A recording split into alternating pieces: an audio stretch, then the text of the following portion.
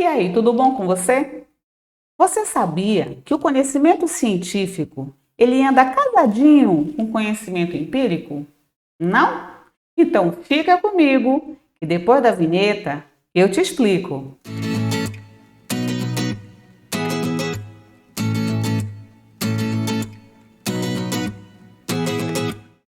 Eu sou a professora Gui e você está no canal Bíblia Responde.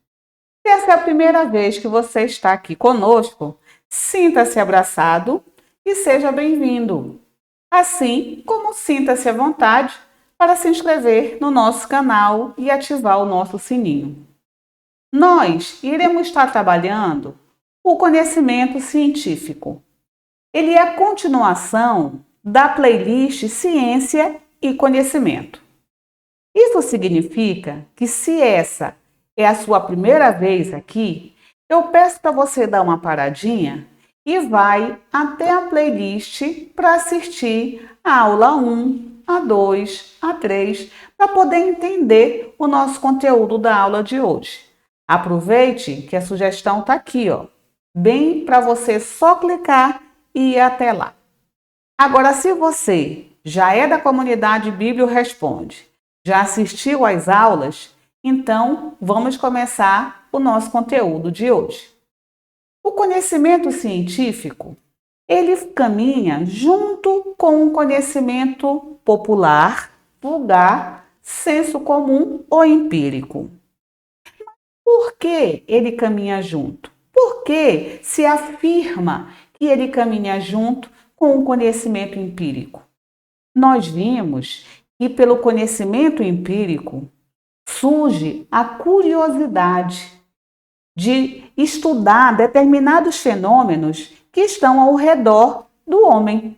Então, por isso que é a partir do conhecimento empírico que vai iniciar o processo que nós chamamos de conhecimento científico. É por isso que quando a gente faz um estudo em nível científico, nós podemos partir de dois pilares. Nós podemos partir pela curiosidade ou podemos partir por uma necessidade. Quando a gente fala que você parte por uma curiosidade, nós estamos dizendo que você começou a estudar determinado fenômeno por livre vontade, vontade própria. É por isso que a pesquisa que se dá a partir dessa curiosidade, ela vem apenas para acrescentar algo novo, apresentar novos paradigmas, portanto, contribuir para o progresso da ciência. É por isso que aqui ele fala que esse tipo de pesquisa, ele visa alcançar o saber para satisfazer um desejo de obter novos conhecimentos e contribuir, portanto, para a ciência. Em contrapartida, se você vai fazer um estudo por uma necessidade, significa que você vai ter um problema real, algo concreto, que vai te exigir uma solução. Então, por isso que nesse caso, você não vai estar contribuindo somente para a oferta de novo paradigma. Você vai estar contribuindo para solucionar problemas que estão ao redor do indivíduo ou da comunidade. É por isso que a pesquisa que é feita a partir da necessidade, ela visa atender às exigências da vida moderna, no sentido de buscar soluções para algo concreto. A partir disso, a ciência ela recebe duas classificações quanto à sua natureza. Ela pode ser uma ciência pura, que também é chamada como ciência básica, ou ela pode ser uma ciência aplicada. Então, quando ela parte de uma curiosidade, é ciência pura ou ciência básica. Em contrapartida, quando parte de uma necessidade, passa a ser uma ciência, um estudo aplicado. Ok? Agora vamos para os nossos exemplos para tentar demonstrar que a ciência ela anda casadinho com o empirismo. Então, o conhecimento científico ele anda casado com o conhecimento empírico. Vamos iniciar o nosso primeiro exemplo com a questão da chuva. Vocês lembram que logo quando iniciou, assim que o homem começou a se entender por gente, ele começava a caracterizar o fenômeno chuva como algo relacionado aos deuses. Então, se hoje está chovendo, é porque alguma coisa eu fiz e os deuses ficaram zangados e estão fazendo, em resposta desse processo, me manda a chuva. Assim como eu, na época do teocentrismo, se eu ficasse doente, é porque eu cometi algum pecado ou porque eu cometi algum erro e Deus ficou muito zangado ao ponto de me trazer uma doença. Quando começou o antropocentrismo, as pessoas começaram a pensar: peraí, será que realmente eu fico doente porque Deus está zangado comigo? Peraí, será que está chovendo porque eu fiz alguma coisa contra os deuses ou contra Deus? Será que isso não tem alguma coisa errada? Aí foi começando a aparecer os estudos de maneira mais aprofundada. E aí hoje nós sabemos que o que vai ser a chuva? É nada mais do que as nuvens quando entram em condensação. Então não tem nada a ver com Deus, com raiva ou com Jesus lavando a casa quando eu era pequena, quando chovia. Minha mãe, minha avó diziam que Jesus estava lavando a sua casa. Quando dava um trovão, olha, não precisa ter medo. Jesus só está empurrando os móveis, justamente para você não ter medo do trovão. Mas são explicações que é do cotidiano e vai passando de um para o outro, mas no final das contas não tem nenhum fundamento científico. Por que se criou a ilusão de que Deus está lavando a sua casa? Para minha mãe chegar a falar isso, certamente a minha avó falava isso para ela quando ela era criança, não é? Então, por isso que nós vimos na aula passada que o conhecimento empírico é o primeiro contato. E a partir dele, ele dá o pontapé inicial para que a ciência comece a estudar, a decodificar esses fenômenos e te dar uma explicação realmente concreta. Como assim, a partir do meu cotidiano, que vai decodificar para me dar uma resposta concreta? Nós falamos lá na aula passada sobre o processo que a minha vizinha fazia com os filhos e que, se bobear, até hoje, muitos municípios aqui da minha região continuam fazendo a mesma prática. Toda vez que a criança, ou adolescente, ou jovem, a pessoa, toda vez que a pessoa está com a garganta inflamada, automaticamente a sua mãe ou seu parente mais idoso vai vir até você do jeitinho que aparece na minha foto, com o dedo enrolado com algodão, cheio de óleo de copaíba, e vai abrir a boca da criatura e vai passar esse dedo para justamente melar bem a garganta com óleo de copaíba. Por que ela faz isso? Porque é tira e queda. Você colocou isso na garganta da criatura, no dia seguinte a garganta já não está mais doendo. No outro dia, pronto, tu já não tem febre, você já está a ponto de bala, já pode viver sua vida normalmente. Agora, quando as pessoas faziam isso, elas faziam porque elas tinham fé e certeza que aquele óleo iria curar a garganta inflamada. A partir da observação, começou a surgir uma curiosidade por parte da ciência, que começou a fazer perguntas, começou a fazer indagações, levantando hipótese e descobriu que a copaíba, ela não é, cientificamente falando, apenas um óleo voltado para a inflamação. Lembra dos benefícios que a copaíba tinha? Então, antisséptico, anti-inflamatório, antitumoral, serve para algumas doenças de pele, serve para estancar a hemorragia. Lembra da nossa aula passada? E hoje, como é que a gente encontra a copaíba? Nós encontramos na forma de óleo propriamente dito, não é? Como aparece nessa nossa figurinha, e ele deixa claro, esse daqui é só para uso externo. E para o uso interno são as cápsulas.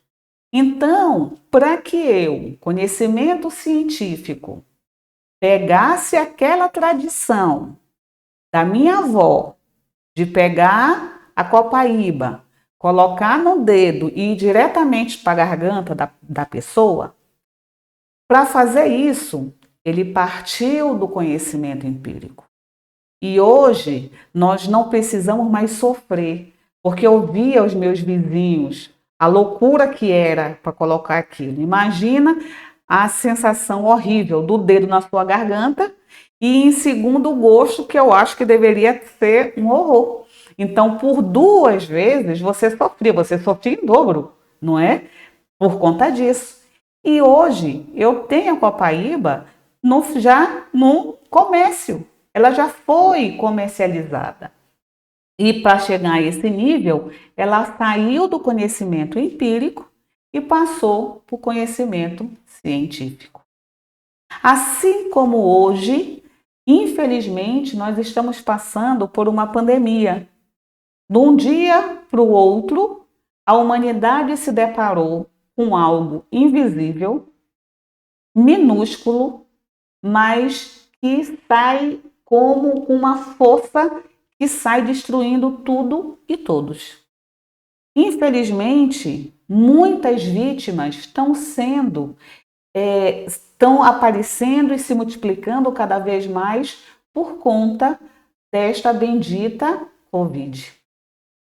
E o que acontece? Qual era a solução que nós tínhamos diante dessa pandemia que o mundo começou a viver de um dia para o outro?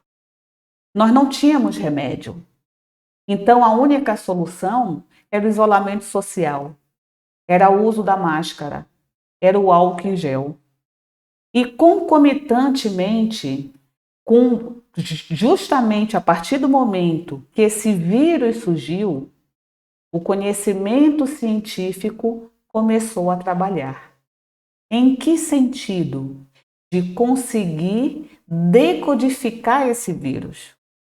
Então, pegou-se o vírus, começou a estudá-lo, no sentido de, graças a Deus, gerar uma vacina, para fazer com que a nossa vida, aos poucos, comecem a ser retomadas. Agora, nós sabemos que, pelo conhecimento científico, nada é 100%. Então, nós sabemos que nós vamos ter 70% de chance de não ser contaminado. Mas, ou seja, de 10 pessoas, 3 vão ser contaminados. Mas essas 3 pessoas que vão ser contaminadas vão ter mais de 50% de chance de diminuir os sintomas. E o que quer dizer isso, diminuir sintomas? Então, eu não vou tomar vacina porque eu posso ficar posso ser contaminado? Não, você tem que tomar a vacina para tentar não ser contaminado. E uma vez contaminado, você vai ter mais de 50% de chance de reduzir os sintomas. Ou seja, se você pega no grau leve, reduzindo a mais de 50%, você vai ficar praticamente assintomático, desculpa. Se você pega de forma moderada, com 50% a menos do sintoma, você não vai precisar, se Deus quiser, nem sequer se internar e muito menos se entubar. Então é por isso que o conhecimento científico, ele tem uma grandeza enorme para a sociedade. E a prova maior do que essa, da vivência que nós estamos tendo hoje com esse vírus e essa vacina que vai nos trazer a normalidade, não de forma imediata, uma vez que essa vacina ela vem, mas você uma vez vacinado, você ainda tem que esperar mais 3 semanas para poder se vacinar de novo, depois mais 15 dias, porque o processo que o teu organismo vai gerar o anticorpos para lutar contra o vírus, caso você seja contaminado, não é de um dia para o outro. Então é por isso que eu, a partir do momento que eu tenho conhecimento do processo científico, que a gente vai já trabalhar as características, é por isso que eu posso te falar o que está acontecendo em relação a essa vacina. Porque todo conhecimento científico, ele tem que ser explicativo e ele tem que ser comunicável. E é isso que a ciência está fazendo com a vacina, com os tipos de vacina que nós temos para combater essa pandemia que nós temos, que vai começar a diminuir à medida que as pessoas começarem a se vacinar. E é por isso que a gente tanto fala da vacinação de rebanho. Nós precisamos ter pelo menos 70% da população imune, que é para poder não permitir que o vírus continue circulando. Justamente porque mulher grávida e criança não vão poder se vacinar, uma vez que o estudo ainda não atingiu essa parcela da população. Mas se todo mundo que estiver ao redor das pessoas que não forem imunizadas estiverem imunizadas, não há circulação. Logo, a probabilidade de você ser contaminado é praticamente zero. Então é por isso que, apesar de não ser obrigatória, mas você tem que ter consciência que você deve se vacinar. Faz parte do nosso exercício de cidadania. Em prol da ciência, em prol da sociedade, a gente tem que contribuir e fazer a nossa parte. E a nossa parte nesse momento, além do isolamento social, é aceitando a vacinação. Vamos para nossas características da nossa ciência. A primeira característica, ela lida com fato real. Terminei de dar exemplo claro. Nosso Covid está aqui. É uma realidade, uma infeliz realidade, mas é um fato real. Então, todo estudo tem que ser a partir de um fato real. E esse estudo não pode ser levado pelas emoções. Eu tenho que fazer um estudo de forma racional, ou seja, de forma objetiva. Eu tenho que entender o funcionamento desse vírus de forma como ele é realmente, não do jeito que eu quero que ele seja. Eu quero que ele seja uma coisa leve. Nós vimos que ele não é uma coisa leve, ele não é uma coisa simples, né? Então eu tenho que ser objetiva, eu tenho que mostrar a realidade do jeito que ela é. Por isso que eu tenho que fazer um estudo de forma crítica, indo além das aparências. Eu tenho que entender o porquê esse vírus tem determinado tipo de comportamento para poder gerar o antídoto, que é a vacina. Para poder entender o funcionamento do fenômeno, eu posso muito bem te apresentar uma solução imediata ou não. Pode demorar ou pode atender de forma automática. É por isso que o processo de estudo do conhecimento científico, ele tem a característica de ser analítico.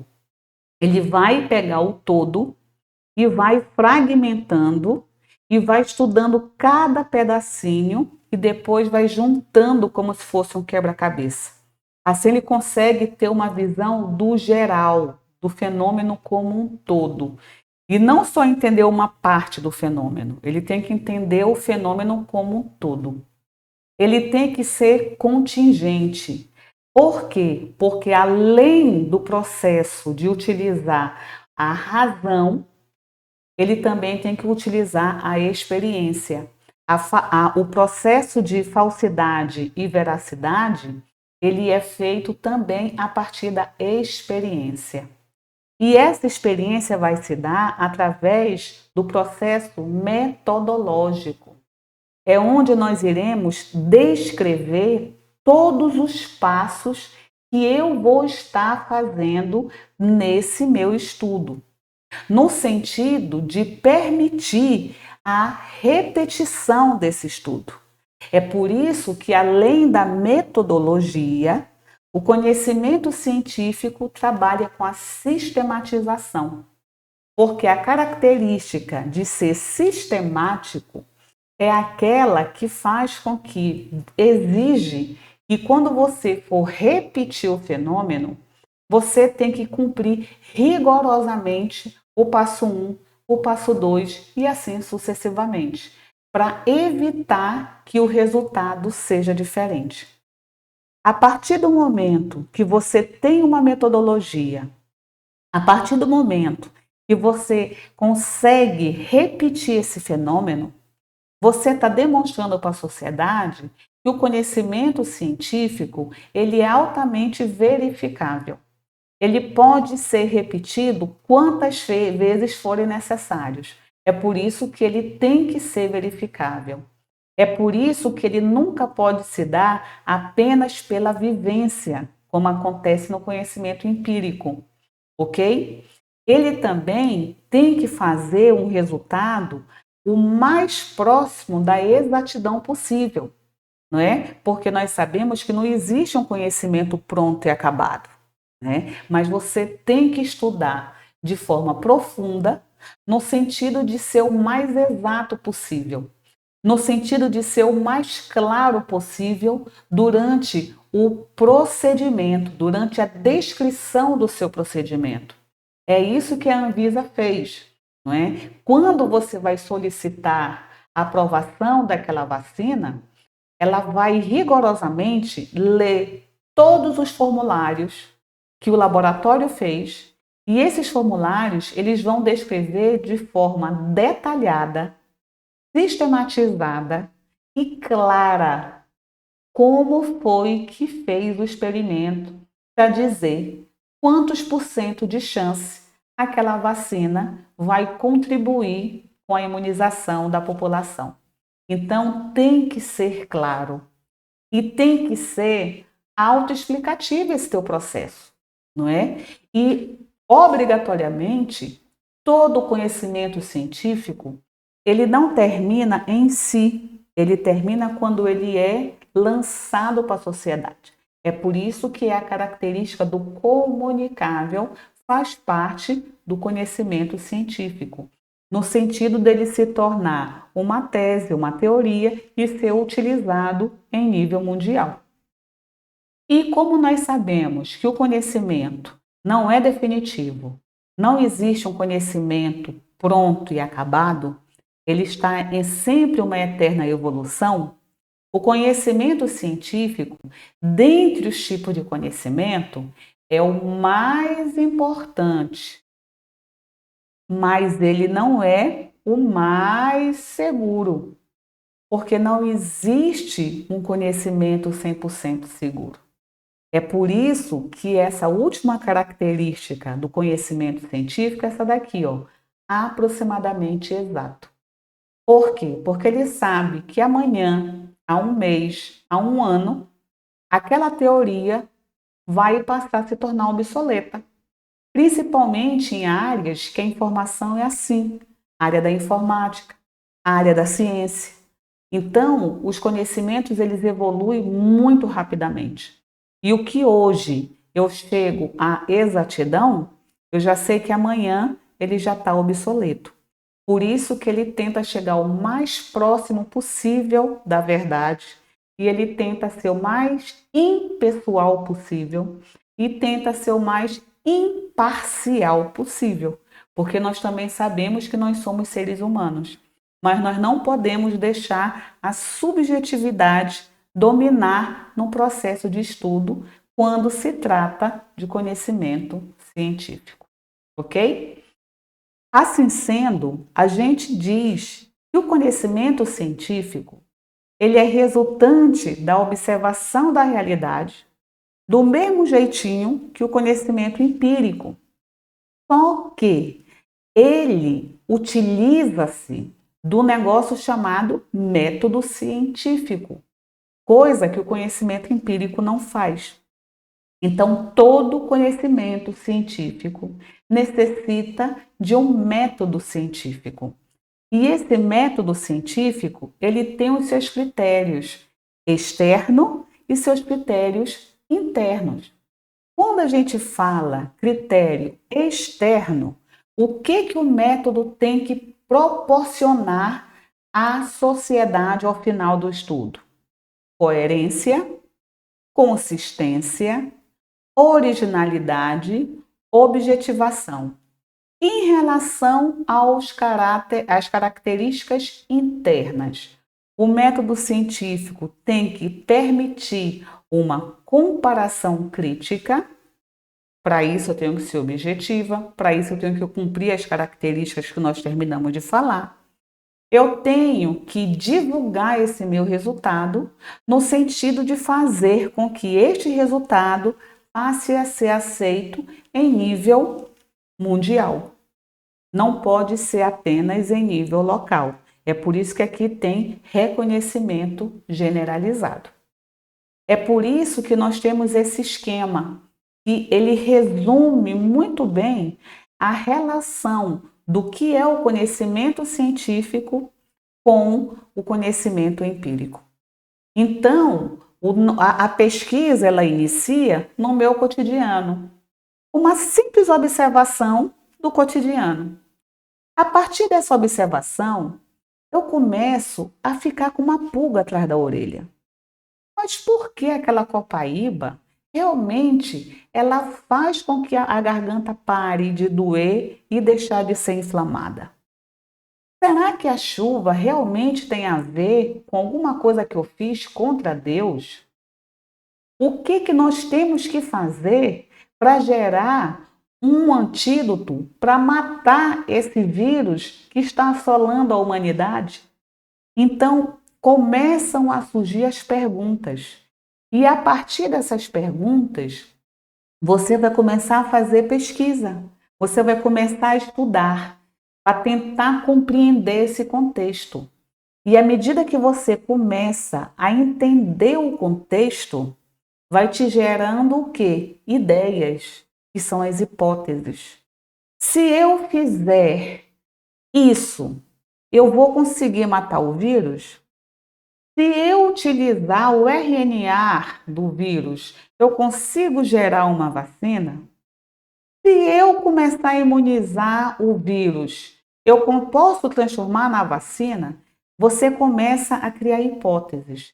E aí você fala, a partir do momento que eu implanto no corpo de um indivíduo o vírus já inofensivo, morto, que não vai causar absolutamente nenhum dano para o ser humano, eu vou fazer com que o sistema imunológico do ser humano entenda que aquilo ali é um agente, um intruso, um agente agressor, um agente patogênico, um patógeno, e vou começar a despertar as minhas imunidades, não é? E aí eu também entro com a minha célula lá dos leucócitos para também entrar nessa batalha, para conseguir vencer essa guerra. Então a gente começa a estabelecer as hipóteses. E aí, a partir dessa hipótese, eu vou começar o processo de experimentação propriamente dita. Aí é quando a gente vai fazer as pesquisas, umas diretamente no laboratório, outras em campo. Então, nós temos pesquisa descritiva, pesquisa explicativa, pesquisa experimental, pesquisa de campo. Isso a gente vai trabalhar quando começar a playlist de método científico. Mas aí eu vou começar o passo 5, que é a experimentação propriamente dita. E à medida que eu vou fazendo a experimentação, nós iremos começando a analisar os dados, os resultados, as variáveis que nós estamos organizando. E a partir do momento que eu começo a fazer esse processo de análise, eu vou conseguindo chegar a uma conclusão. E essa conclusão, uma vez feita, uma vez que eu chego à conclusão de forma segura, de forma clara, de forma exata, de forma analítica, aí é quando eu divulgo o resultado do meu estudo para a comunidade, que vai ser para a sociedade, que vai ser para o mundo inteiro.